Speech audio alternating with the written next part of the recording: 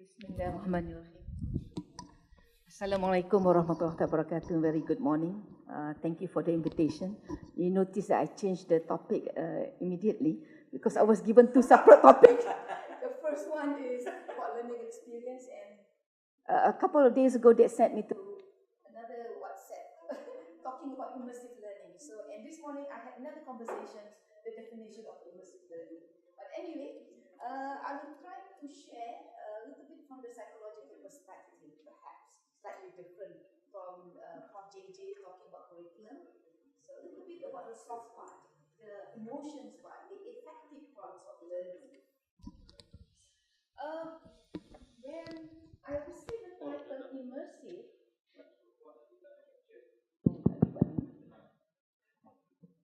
this one better.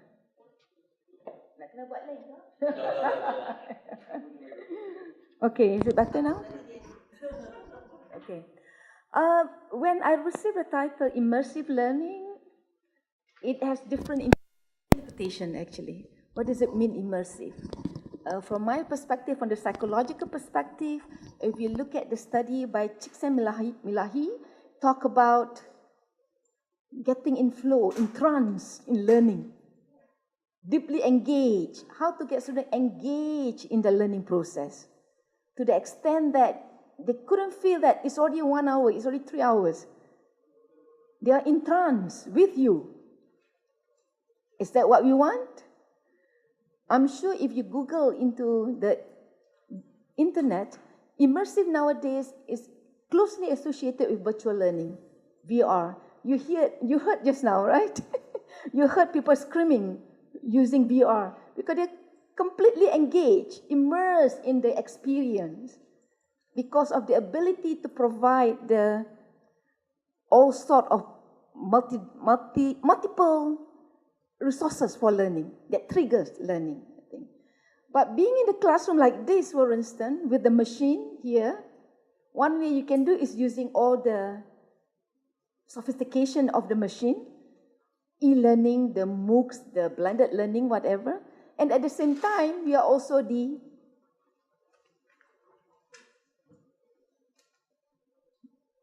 model for the students, right? And well, definitely different individual has different strengths and weaknesses.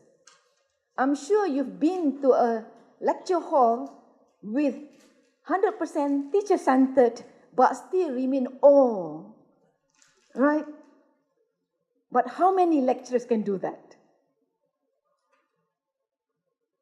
And nowadays we're talking about learning outcomes. Because, well, Prof, you mentioned about, well, the debate is ongoing about the philosophy of education, whether education in university is a factory or university nurturing future leaders, future talents, holistic future talents. The debate will go on and on. But if you go to reality check, what is it expected out of us? Being a private or public institution. If you are a parent sending kids to university, what do you expect?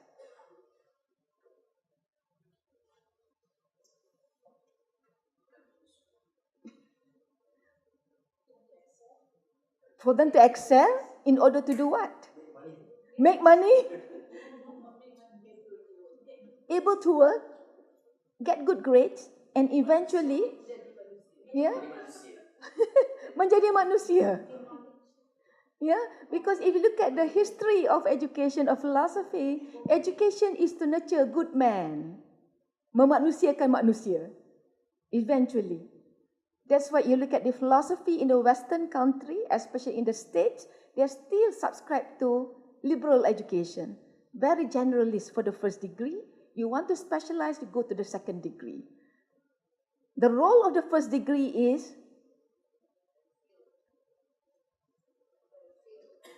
get a feel, but at the same time, to train you to become a good man who can think, who can solve problems, who can contribute to the society. Even if you look at our national education systems, is to produce a balanced, holistic citizen or individual who can give back to the society. local or international. So I'm sure you're today here at UTP and UUM, UTM, whatever. We are trying to train future leaders not only for local market but also for the global market. Correct me if I'm wrong. Betul tak? As much as possible, we would like to export our graduates. That is a challenge.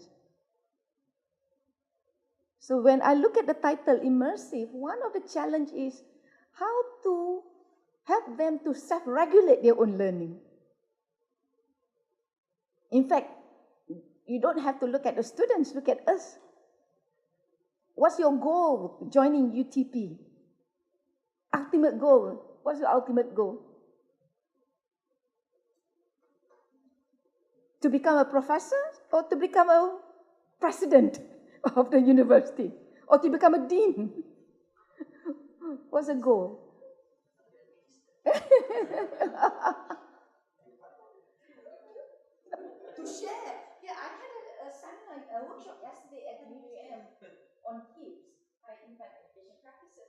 I had 3 people from the industry, senior people from the industry who just joined the university less than 1 year. From these industry players, normally when they join the university, that was not the first time I heard. They were saying that I was so frustrated with the graduates coming working at my organization that I would like to go back to the university to help them. Grab. You're so frustrated, I want to go back. I want to do something, I want to teach differently. That's the ultimate goal of these people from the industry. It's not for the money. Because when I joined university, I lost out a bit. But for the passion that I have for my profession, I would like to train people for the industry that I was before. Many of them share the same thing. Okay, if that is the case, developing flow is our target. Meaning that if I were to train a lawyer, I need to develop a persona of a lawyer through whatever course we mentioned here. Our ultimate PLO, I can see if this is the diagram, lawyer looks like this. Can you imagine? You're producing chemical engineers. What are the attributes or traits of chemical engineers? Can you envision that? Can we visualize? When only we go backward, begin with the end in mind. If that is the persona that we are going to nurture as a team, what are we going to do? How are we going to do it? The process. That is where the CLO or constructive alignment, CA, comes in to ensure that we nurture them according to the persona we prescribed initially, that is translated into PLO, and hopefully they are engaged, they are in with us. Then the next challenge, how to create a lesson that is really engaging, that they are in flow, they reach the state of flow. In psychology, positive psychology, flow means how time flies. You cannot remember, oh my God, finish this semester. What an interesting course. Oh my God, lesson end already. They're so engaged. How are we going to develop that engaged experiential learning? That's a challenge for us, actually. Maybe people from the industry, they have gone through the processes before, they experienced before, they know how to create a platform, the learning experience platform that can attract student mind, motivation, curiosity, novelty element into the day-to-day basis. That is a challenge. Why do we need to do that? Every time in our lesson, how are we able to arouse the curiosity, pick their challenge? I mean, enough academic challenge that can provoke the curiosity to move on and got stuck to the topics. In fact, Google, when they on the way home, they Google, tak puas hati. What is this? Gram. The feeling that I want to achieve this, I want to have this information. There must be some element of novelty at the same time. Interest. Maybe not. Then some may not be interested to become chemical engineers, but somehow that was the only program offered to me. So how are we going to create interest in the subject? This is all common sense, I think. Common sense, right? As individual. At the end of the day, they're just like you all today. I'm not sure whether this is mandatory by UTP or this is part of your job description. You must attend, as a coordinator, you must attend certain workshops. How many really volunteers? Oh, I think I would like to learn more. I'm not satisfied in my teaching. I think I need to attend more workshops to improve. How many out of 100% of lecturers in Malaysia would take that step? 5%. Normally, normally in research, the error is 5%. But in teaching, in attending continuous professional development, the other way around, 5% is genuine. The same thing with our students. Less than 5% would really be interested, waiting excitedly. Wow, Prof, when are you coming? When are you coming? Very few. So that's why we need to create a very engaging, that is not simply, I know I've spoken to many professors who think that that's not our responsibility. My responsibility is to finish my syllabus.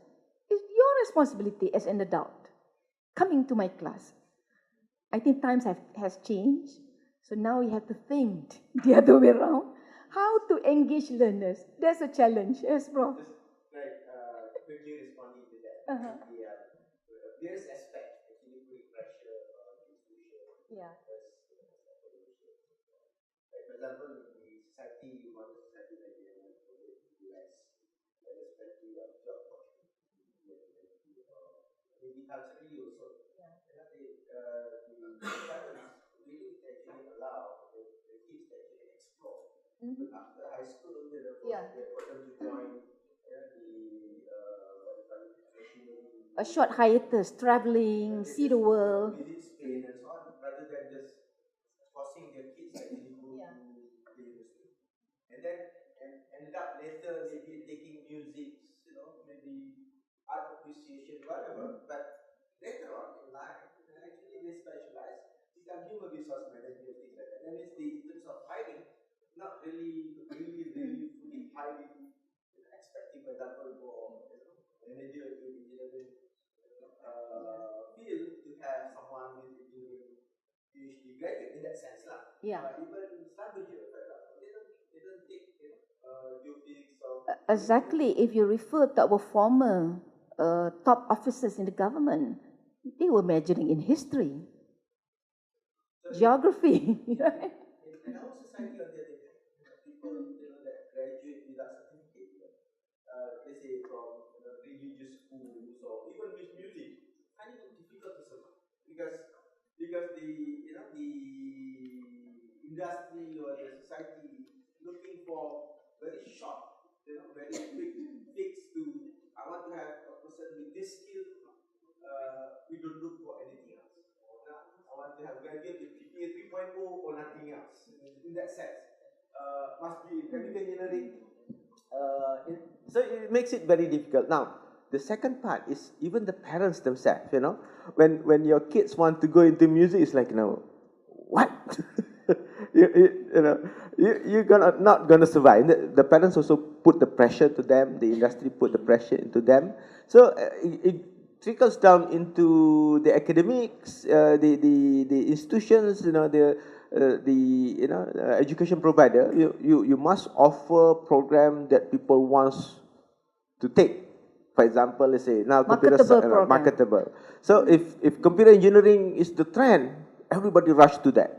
There was one time, nursing, health sciences. Everybody wants to go into nursing, and parents willing to pay 80,000 ringgit because the promise is the industry wants to have this, and then suddenly they got a glut of 100,000 graduate without a job. In that sense, and then they argue that the ministry projected wrongly and and so on. So in that sense, the industry driven. Sometimes you create people with talents that become later redundant. On the other hand, if we build, I really support this. Like you build the thinking person at undergraduate level, right? And then later on, they specialize at workplace, or going for further studies and actually become more better, either through work experience or through further studies. Probably we probably as a nation probably will move better in the future rather than really jumping everywhere. It's like biotech is the in thing today, and everybody put the money into biotech, nothing happened. Rather than maybe spending more time on research and finding Actually, there's no one correct answer actually to this debate. This is an ongoing debate, and there's so many constraints in the country that we cannot control actually. Never ending. But at least, at the same time, I think this is my personal opinion, we cannot compare with developed countries. They have different goals of higher education. Our higher education has different mandate. We are still developing the country. We need to fulfill some job specification required by the country, highly needed. That's why STEM is still going on, because we lack people in STEM to build the nation, in other words. But of course, I agree with you. I think first degree does not mean dictate your future profession. First degree is just to become a good man. You may be majoring in physics, but later you become PR officer. Because the training in physics is the training in physics that shape you to become what you are, a very disciplined, very good quantitative reasoning, perhaps, and like emotional, sort of, not to say detached from emotional affection, but you're not too emotional compared to those really into the soft part. So dealing with people, you can be more professional, perhaps. You're not so affected by the surrounding, not moody easily compared to those who are so sentimental, perhaps. This could be the reason. For instance, I've worked with people from the quantitative division and the arts division. If you go to the quantitative division, the people are easy to handle to a certain extent that they know right or wrong. Decision making is rather fast. But with the arts people, what if? They contemplate a lot. What if? So we need to find a balance. The arts training must also build in the quantitative reasoning. Very, very strong quantitative reasoning. And the hard sciences also must find a balance to build in the soft part. That's why you are moving from STEAM to STREAM. Art appreciation. What is it, Dr. Tasli? STREAM. Science, technology, art, reading. Some people call it religion. The same thing. So it's a blend between arts and science. Even teaching itself is an arts and science. Science is the pedagogy of learning, the psychology of learning. The arts is ability to adapt in the context. Sometimes you may not have training in education, but somehow some people really adapt to context. They can glue the students, some people. But some, very challenging. There are some people very challenging. Because of that, you need this machine sometimes to become your best friend. If you're not good with your student, you cannot strive hard to get students' attention, use this. This can do virtual reality, whatever. The student will scream. They will become entranced for a while, not realizing you are there. If you're capable of doing that, well, that's why if people ask me whether to go for MOOCs or whatever, well, students are diverse, lecturers are diverse, so pick whatever that works. It doesn't mean you must use blended all the time, or must have blended, must use technology. Well, it depends. Because we are so many of us. How many courses undergraduates have to take before they graduate? How many? 30, 40? 30 lecturers. They will be exposed to at least 20 lecturers with different style. So this is also expanding their mindset, looking at different ways of doing things, different ways of thinking. If we are all similar, then life is not interesting. Students will be, again, the same script, the same intonation. It will be not interesting. So, again, that is human nature.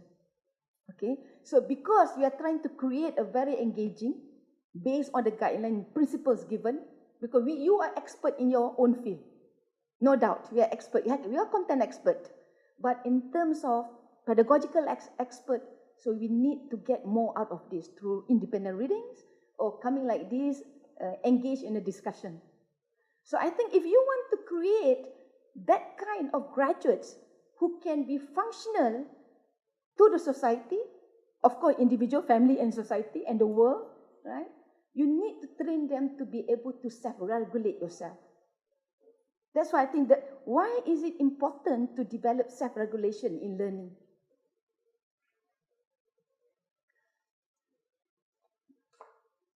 If I mention PMR, what first thing conjured up to your mind? PMR. Form 3 PMR. Oh, easy to remember. So, as self-regulated learning is PMR. As a person, not simply for students, we need to plan, right? Plan our life. We need to regulate. So we really need to monitor whether our planning is achieving or not. And finally, we need to regulate. If it did not work, what should I do next? That's so self-regulation is what PMR. Planning, monitoring, regulating. Tiga benda. Before, during performance, and after performance. This is common sense. Right? Common sense so far. Okay? So, if you look at from another intellectual perspective, okay, the same thing. We are looking at, the first one is the forethought, the first one.